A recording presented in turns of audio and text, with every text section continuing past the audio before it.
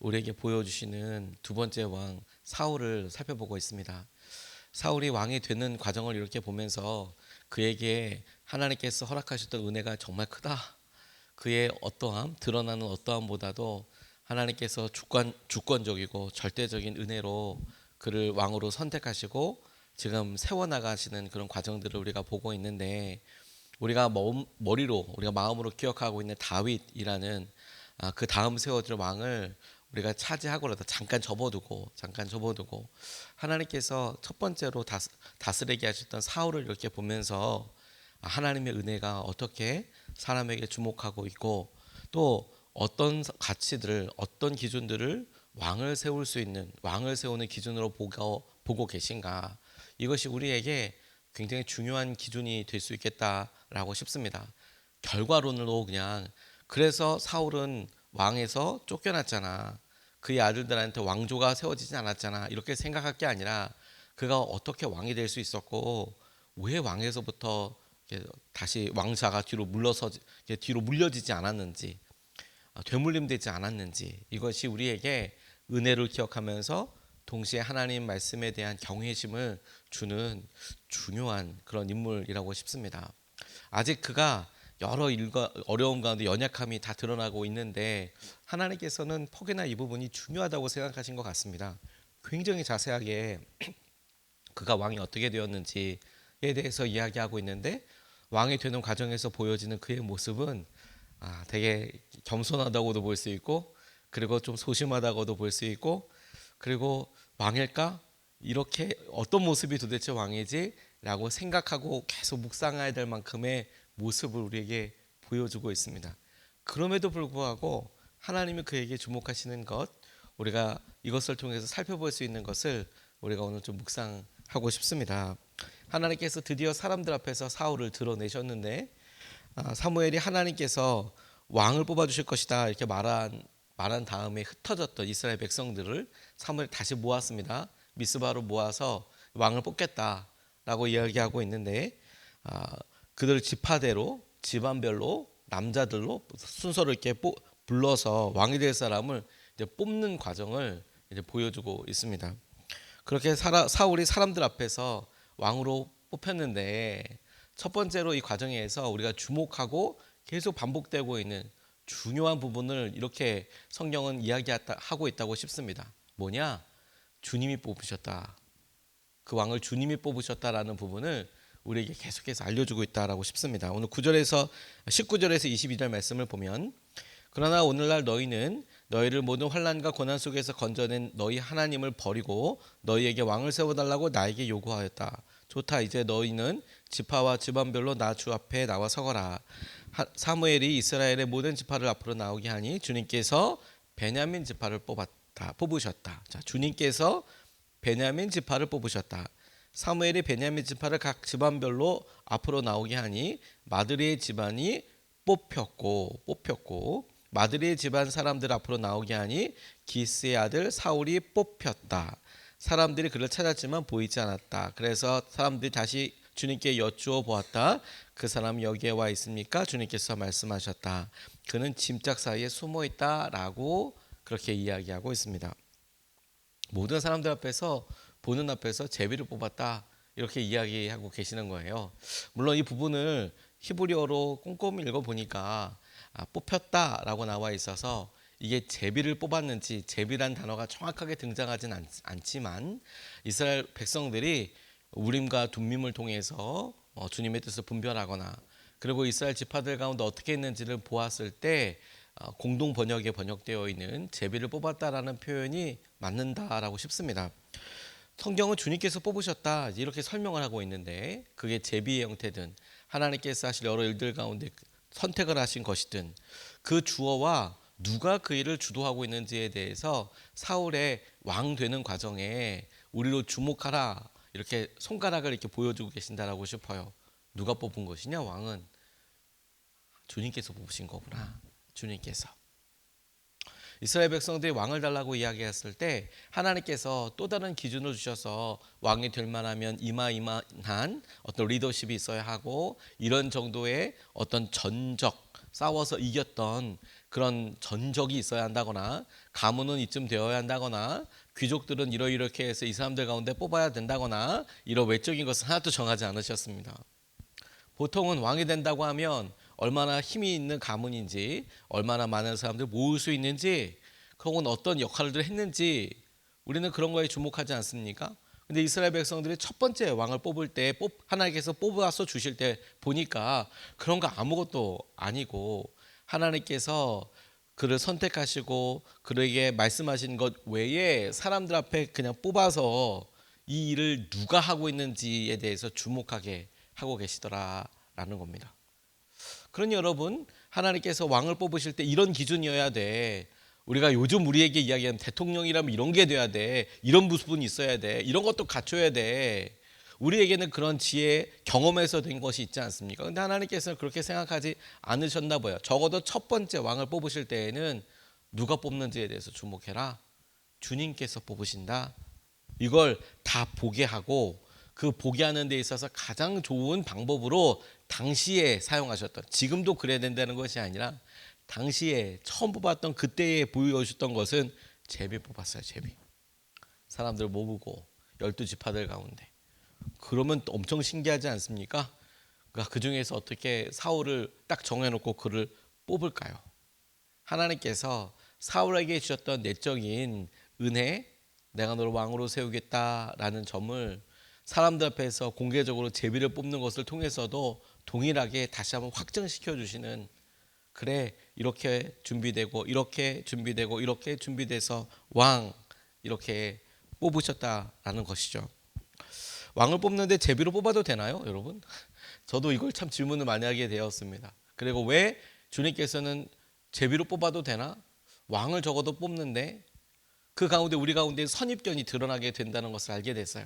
왕이라면 다시 말씀드리지만 리더십도 있어야 되고 그의 집안 배경도 있어야 되고 그를 돕는 사람도 있어야 되고 이런 생각들이 많이 듣는데 왕을 제비로 뽑아도 돼? 근데 하나님은 자신 있으신 거예요. 뭐가? 하나님이 주도하신다는 거, 하나님이 뽑으셨다는 거.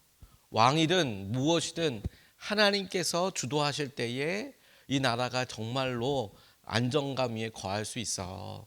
하나님께서 왕이 되셔서 다스리셨던 것에 보이는 왕을 우리에게 뽑아주시면서도 하나님께서는 명심해라, 누가 왕을 뽑는지.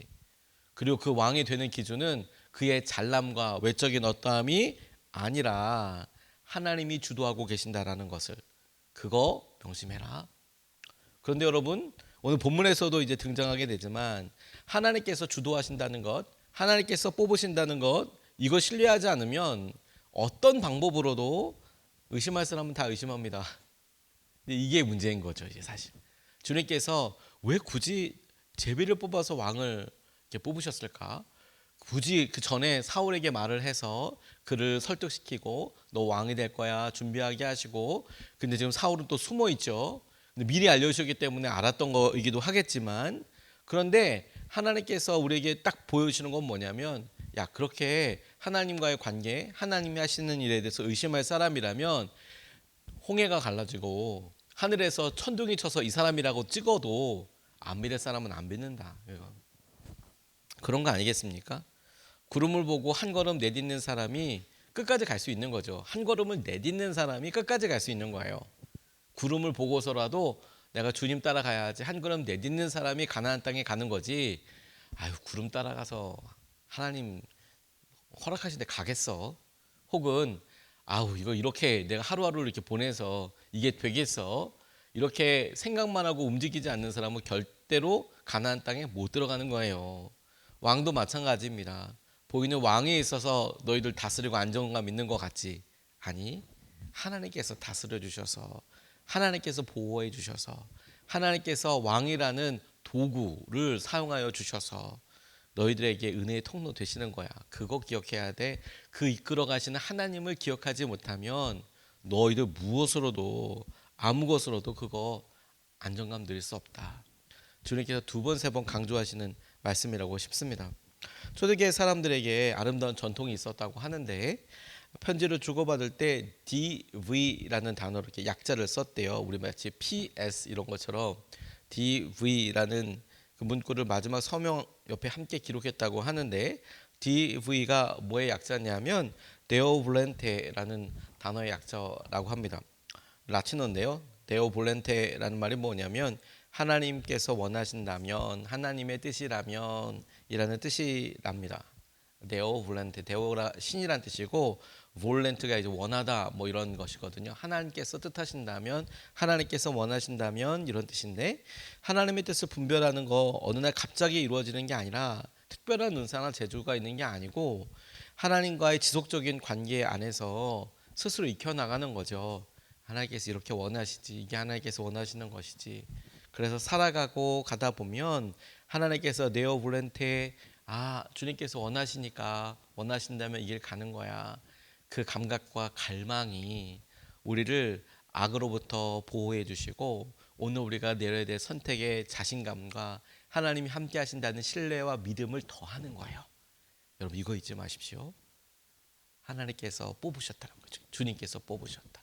오늘 여러분 우리가 끌려갈 거냐가 아니라 우리가 이것을 순종할 거냐. 주님이 이걸 선택하셨어. 주님이 이 길을 가게 하신 거야. 이렇게 질문 하나만 바꿔도 여러분 우리가 오늘 똑같이 출근을 하고 똑같이 사람을 만나고 하더라도 이건 내가 끌려가는 길이야가 아닌 주님께서 선택하신 길이야. 주님께서 이걸 뽑으신 거야. 그것에서 오는 자신감과 주님과 동행하는 마음으로 우리의 삶의 자리에서 승리하면 좋겠습니다. 두 번째로 주목하고 싶은 것은 모두가 다 동의하는 것은 아니라는 점을 다시 보고 싶어요. 모두가 다 동의하는 것은 아니더라. 23절과 24절 그리고 26절과 27절 말씀을 차례대로 보면 사람들이 달려가 거기에서 그를 데리고 나왔다. 사람들 가운데 섰는데 다른 사람들보다 어깨 위만큼은 더 커 보였다. 사무엘이 온 백성에게 말하였다. 주님께서 뽑으신 이 사람을 보아라. 온 백성 가운데 이만한 인물이 없다. 그러자 온 백성이 환호성을 지르며 임금님 만세하고 외쳤다. 사울이 기브아에 있는 자기의 집으로 돌아갈 때에 하나님께 감동을 받은 용감한 사람들이 사울을 따라갔다. 그러나 몇몇 불량배들은 이런 사람이 어떻게 우리를 구할 수 있겠느냐 하고 떠들면서 그를 업신여기고 그에게 제물도 바치지 않았다. 그러나 사울은 못 들은 척하였다라고 이렇게 이야기하고 있습니다. 자, 우리는 하나님께서 외모로 사람을 뽑지 않으신다는 것을 너무 잘 알죠.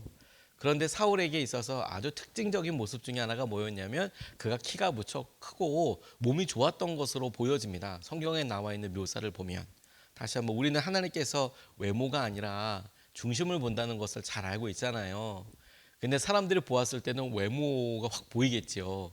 키가 벌써 더 크니까. 그러니까 지금 우리에게는 이렇게 적용해서 뭐 이렇게 이야기할 수도 있겠네요. 만약에 왕을 혹은 어떤 지도자를 뽑는다고 하는데 보니까 어떤 특성이 키는 크네.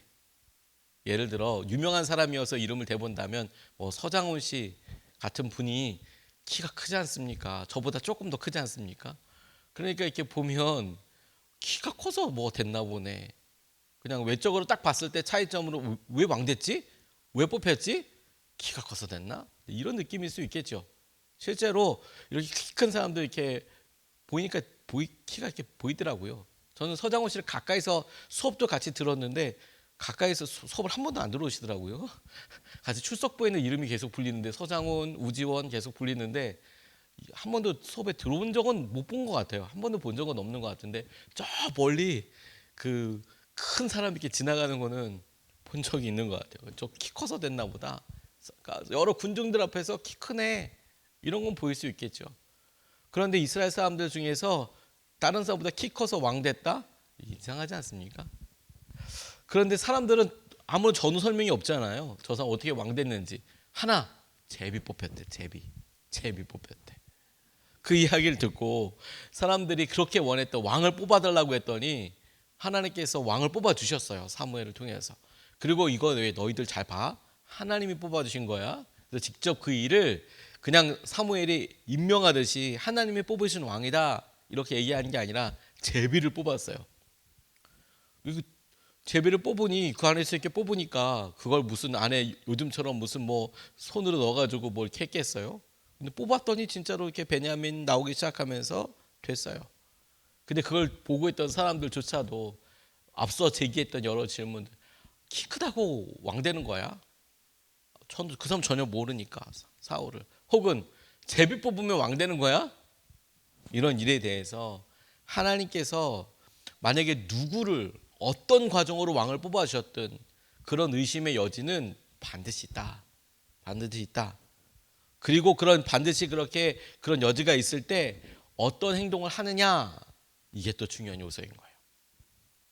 무슨 말이냐면 사울이 왕이 되었을 때 그 중에는 하나님의 감동을 받은 용감한 사람들이 있어서 기브아로 사울이 돌아갈 때 따라서, 왕이 되었으니까 따라서 어떻게 도와주려고 하는 사람도 있었고, 반대로 다 동의했던 게 아니라 아니 어떻게 저 사람이 우리를 돌봐 구해, 불량배들이라고 써있는 몇몇 사람들은, 어떤 사람들은 그를 업신여기고 그에게 예물도 바치지 않았다는 말은 왕으로서 인정하지 않았다, 이런 의미이겠죠. 12지파 사람들 가운데 그렇게 이야기하며 나갔다는 거예요. 저는 거기까지 뭐 이상하지 않다고 생각해요. 그럴 수 있겠다. 그럴 수 있겠다. 왜냐하면 제비로 뽑았을 테니까 그걸 보는 사람들 앞에 어떤 설득이 됐을까. 이제 리더십을 스스로 보여줘야 되겠죠. 어떤 어려움의 가운데. 근데 중요한 게 뭐냐면 그 이야기를 듣고 사울이 어떻게 했냐는 거예요. 못 들은 척했다는 거죠. 못 들은 척했다. 못 들은 척하고 그게 힘이 없었지라고 생각할 게 아니라 의도적으로 그가 자기를 인정해 주는 사람도 있었고 인정해 주지 않은 사람도 있었지만, 그렇다고 해서 숨어서 있다가 잡혀와서 왕이 되었지만 왕이 아니야라고 부정한 것도 아니고, 이제 왕이 돼서 나가는데도 자기를 의심하고 어떻게 왕이 될 수 있냐라고 이야기하는 사람들에 대해서 못 들은 척하고 그 일을 덮으면서 스스로 이제 왕으로서의 리더십을 드러내는 일들을 하게 되는 것을 우리가 이제 보게 될 겁니다. 이 말 한마디로 보면 그냥 힘이 없어서 못 들은 척 했구나 싶지만 아니요. 앞으로 사울이 보여주는 내용들을 보면 그가 이 기점을 통해서 자기가 왕으로서 이스라엘 백성들 지켜야 한다는 점을 알고 있었고 자각했고, 그럼에도 불구하고 이 사람들을 해하거나 혹은 어떻게 하려고 하지 않았다는 부분이 중요한 거예요. 왜냐하면 여러분, 우리를 도와주지 않고 우리에게 동의하지 않는 사람들에 대해서 우리의 마음속에 적개심도 있을 수 있고 분노도 있을 수 있고, 왜 안 변하는 거야? 왜 안 하는 거야? 라는 것에 대해 우리는 우리의 마음을 너무 쉽게 나타내거든요. 제가 예전에 어떤 책을 하나 읽었는데 김기를 목사님이라는 분이 이런 글을 본인이 이렇게 쓰셨더라고요. 이분의 조금 특별했던 건 뭐냐면, 지금도 그렇게 보이는지 모르겠지만 그 책을 쓰셨을 때는 길에서 그냥 교회를 모이셨어요. 그래서 명동에서 그냥 길거리에서 예배를 드리고 교회 이름을 이렇게 정해놓고 그렇게 하셨는데, 근데 오랜 소원이 뭐였냐면 건물을 들어가서 예배를 드리는 거예요. 이게 길거리에서 컨셉 막 이렇게 예배를 드리면 좋을 것 같죠. 이게 열려 있는 예배네, 진짜 열린 예배네. 장소도 없이 그냥 땡 치면 어디에 오늘 어느 공원에서 예배드려요, 모여서 예배드리고. 그러니까 여러분 뭐 돈이 들어갈 일도 없고 헌금 쓸 데도 없고 뭐 그렇지 않겠습니까? 선교로 다 쓸 수도 있겠네요. 컨셉만 보면. 근데 너무 지치는 거예요. 그냥 어쩔 때는 사람들이 좀 많이 모이는 것 같다가 어떤 때는 사람들 아무도 안 오고, 비 오는 날은 정말 난리가 나고 거의 사람들이 안 모이고, 그러니까 진짜 쉽지가 않죠. 예상할 수가 없는 상황에서 가난한 소원이 뭐냐면 어디든 조그마한 어디 상가라도 좀 들어가서 예배를 드리고 싶다, 이런 마음이 있어서 들어갔는데 마침 오랫동안 비어 있었던 자리가 엄청 싸게 들어오게 돼서 들어가게 되시다는 거예요. 기도하는데 마음이 편안하고.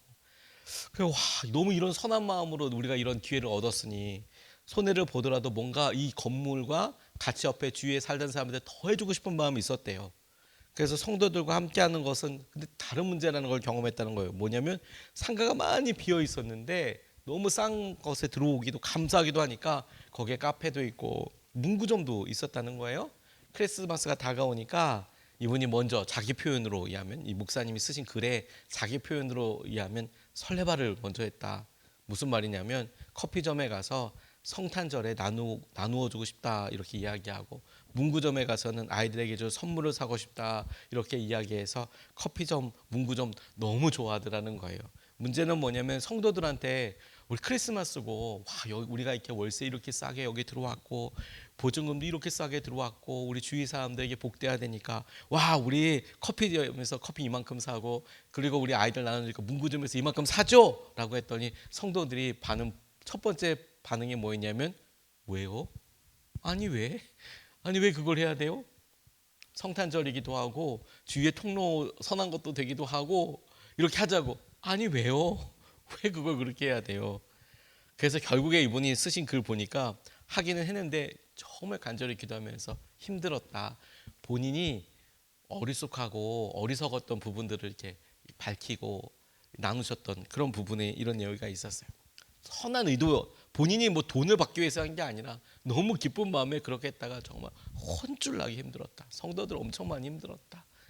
제가 이렇게 보면서 선한 의도로 하고 하더라도 우리는 여러분, 내가 선한 의도고 하나님께서 주신 것이 맞다고 생각하면서 할 때 우리는 이런 여러 일들에 승질부터 나요. 근데 사울을 보니까요, 그가 왕될 만하네요. 반대하고 의심하는 사람이 있어도 뭐라 하지 않아요. 하나님이 내게 주신 은혜가 귀한 거죠. 뽑아주셨잖아요. 난 왕이죠. 그리고 나아가는 거죠. 사람들 앞에서 사울을 드러냈을 때 하나님께서, 저는 사울의 이런 부분 때문에 하나님께서 쓰셨다라고 싶어요. 만약에 이 사람의 혈기가 뻗쳐서 반대해? 전쟁 한번 해봐? 이런 사람이면 뽑을 수가 없거든요. 근데 뽑아놓고 그래 네가 왕 되고 내가 너를 뽑았어 잊지 마.